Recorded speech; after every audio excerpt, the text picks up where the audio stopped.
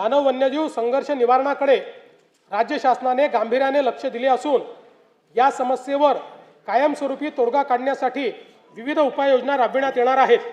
वन्यजीवांच्या हालचालीची पूर्वसूचना देण्यासाठी कृत्रिम बुद्धिमत्ता प्रणालीचा वापर, रात्रीच्या गस्तीसाठी विशेष थर्मल ड्रोन आणि कमांड अँड कंट्रोल सेंटर आणि सौर कुंपण योजना यासाठी निधी उपलब्ध केला जाईल। हे जे मध्ये बोलत असतील त्यांचे पैसे कट केले जातील। मग इकडेच बघितलं, इकडे नाही, मध्ये मध्ये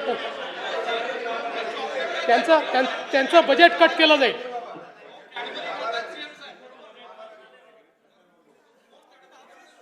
त्यांना परमनंट नाशिकमध्ये बसवण्यात येईल।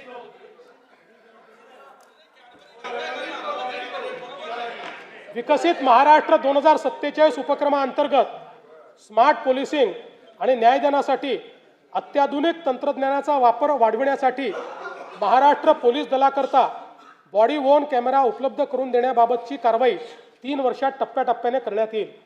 राज्यात 21 पथदर्शी फिरती न्यायवेधक वाहने लोकार्पित करण्यात आली असून सायबर सुरक्षा स्थिती आणि नागरिकांची सुरक्षा सुधारण्याकरता महाराष्ट्र सायबर गुन्हे सुरक्षा महामंडळ कार्यान्वित करण्यात आले आहे।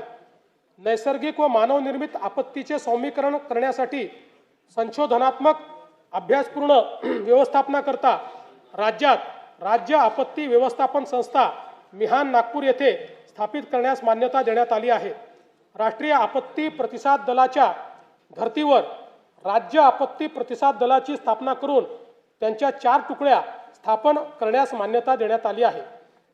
उपक्षेत्र 4 वित्त। डर मुझे भी लगा फासला देखकर, डर मुझे भी लगा फासला देखकर, पर मैं बढ़ता गया रास्ता देखकर। खुद ब खुद मेरे नजदीक आती गई मेरी मंजिल मेरा हौसला देखकर।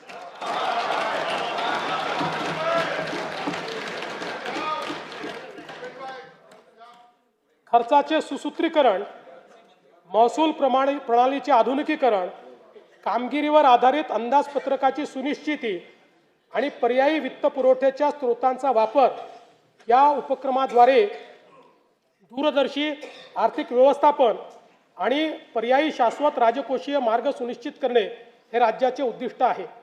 विकसित महाराष्ट्र 2047 चे स्वप्न साकार करण्यासाठी सार्वजनिक गुंतवणुकीबरोबर खासगी गुंतवणुकीची आवश्यकता आहे। त्याकरिता महाराष्ट्र सार्वजनिक खासगी भागीदारी धोरणास मान्यता देण्यात आली आहे। या धोरणामुळे राज्यातील पायाभूत सुविधांच्या विकासासाठी मोठ्या प्रमाणावर भांडवल उपलब्ध होऊन अर्थव्यवस्थेला गती मिळेल।